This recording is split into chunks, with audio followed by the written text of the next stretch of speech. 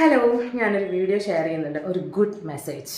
കാരണം വിദ്യാഭ്യാസത്തിന് വേണ്ടിയും അതുപോലെ തന്നെ അച്ഛനെയും അമ്മേനെ ഹെൽപ്പ് ചെയ്യാം, ഞങ്ങൾ കുറച്ച് കാശൊക്കെ ഉണ്ടാക്കാം എന്ന് വിചാരിച്ച് സ്വന്തം നാട് വിട്ട് അന്യ സ്ഥലങ്ങളിലേക്ക് പോയി പണിയെടുക്കുന്നവരുമായ മക്കൾക്ക് വേണ്ടിയും അതുപോലെ തന്നെ തൻ്റെ മക്കൾക്ക് എത്രമാത്രം ഉയരത്തിലേക്ക് എത്തണം എന്ന് വിചാരിച്ചിട്ട് അവർക്ക് വേണ്ടി ആ നാട്ടിൽ സ്വന്തം നാട്ടിൽ കിടന്ന് കഷ്ടപ്പെട്ട് പണിയെടുത്ത് നരകയാതന അനുഭവിച്ചിട്ടായിരിക്കും ചിലപ്പോൾ അവർ പണിയെടുക്കുന്നത്. അവർക്ക് വയ്യെങ്കിൽ പോലും അവർ റെസ്റ്റ് എടുക്കാതെ പോയി പണിയെടുക്കുക. സമയത്ത് ചിലപ്പോൾ അവർ ഭക്ഷണം പോലും കഴിക്കുന്നുണ്ടാവില്ല. ആട്ടും തുപ്പും ഒക്കെ കേട്ട് പണിയെടുത്ത് കഷ്ടപ്പെടുന്ന ആ അച്ഛനും അമ്മയ്ക്കും വേണ്ടിയിട്ടും കൂടെ എല്ലാവർക്കും ഷെയർ ചെയ്യുന്ന ഒരു വീഡിയോ.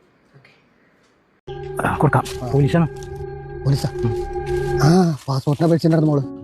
അതിന്റെ അന്വേഷണത്തിനാവും. ഒരു മിനിറ്റ്. ഹലോ, പുഷ്കരനല്ലേ? അതെ സാറേ. ദീപ്തി നിങ്ങളുടെ മോളല്ലേ? അതെ. ദീപ്തി എന്താ ചെയ്യണേ? അത് ബാംഗ്ലൂരായിരുന്നു, പഠിക്കായിരുന്നു. എന്തോ കൂട്ടുകാർ കൂടി എന്താ ബിസിനസ് ഒക്കെ തുടങ്ങുന്ന പറഞ്ഞ് പരിപാടി നടക്കുന്നുണ്ട്. അപ്പൊ വിദേശത്തേക്കൊക്കെ പോയി വരുന്നൊക്കെ പറഞ്ഞു. അതിന്റെ ഭാഗമായിട്ടാണ് ഈ പാസ്പോർട്ട്. മോള് നന്നായിട്ട് പഠിക്കുമായിരുന്നോ? അപ്പോൾ സാറേ, സ്കൂളിൽ പഠിക്കുമ്പോൾ അവൾ എല്ലാ ക്ലാസ്സിലും ഫസ്റ്റായിരുന്നു. എനിക്ക് അവള് മാത്രമല്ല സാറേ, പുറത്തേക്കൊക്കെ പോകാന്ന് പറഞ്ഞാൽ എനിക്ക് വിഷമമാണ്. എന്നാലും പിന്നെ അവളുടെ ഭാവി നോക്കണ്ടേ. നമ്മളെല്ലാവരും അങ്ങനെയാ, മക്കൾക്ക് വേണ്ടി എന്തും ചെയ്യും. പക്ഷെ അവരെ മനസ്സറിയാൻ പലർക്കും പറ്റാറില്ല. എന്താ സാറേ? ഇന്നൊരു മയക്കുമരുന്ന് കേസ് പിടിച്ചിട്ടുണ്ട്, 4 പേര്. അതിലൊരാൾ നിങ്ങളുടെ മകളാണ്.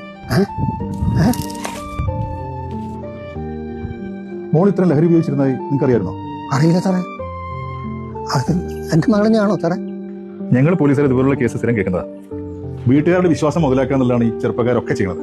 ഈ പറയുന്ന വീട്ടുകാരാണെങ്കിലോ ഇവർക്ക് സപ്പോർട്ടായിട്ട് കൂടെ ഉണ്ടാവുകയും ചെയ്യും. സാറേ, എനിക്ക് പഠിപ്പും ഉയരം കുറവാ. സാറ് പറഞ്ഞത് ശരിയാ. അവൻ പറഞ്ഞത് ഞാൻ വിശ്വസിച്ചു. എന്റെ മോൻ കാരണം ഇതുപോലെ എത്ര കുട്ടികൾ ഈ കെണിയിൽ പെട്ടുണ്ടാവുമല്ലോ സാറേ. സാറേ, ഒരു കുറച്ച് പോലത്താണ് ഞാൻ അവളെ വളർത്തിയത്. അതാണ് ഏറ്റവും വലിയ തെറ്റ്. നിങ്ങൾ ചെറുപ്പകാലത്ത് അങ്ങനെയായിരുന്നു. സാറേ, എന്റെ മകൻ അങ്ങനെ ഒരു തെറ്റ് ചെയ്തിട്ടുണ്ടെങ്കിൽ അവന് തക്ക ശിക്ഷ കൊടുക്കണം. അവനെ കാണാനോ അവന് വേണ്ടി സംസാരിക്കാനോ ഞാൻ പരിസരത്ത് വിചാരിച്ച. അതെ സാറേ, ഇനി ഒരു കാരണം ഒരു കുട്ടികൾ നശിക്കരുത്. അയൽക്കാരുടെ മക്കളെ നോക്കിയിട്ട് അവൻ അങ്ങനെയാ ഇവളെങ്ങനെയാ എന്ന് പറഞ്ഞുകൊണ്ടിരിക്കുമ്പോ നമ്മുടെ മക്കള് നമ്മൾ പറ്റിക്കൊണ്ടിരിക്കുകയായിരുന്നല്ലടാ. മാഷ് പറഞ്ഞ പോലെ ചൂരൽ പ്രയോഗം സ്കൂളിൽ തിരിച്ചു വരണം. മാഷുമാരും ടീച്ചർമാരും മുതിർന്നവരും പേടിച്ചും ബഹുമാനിച്ചും കുട്ടികൾ വളരണം. മക്കളെ കണ്ടും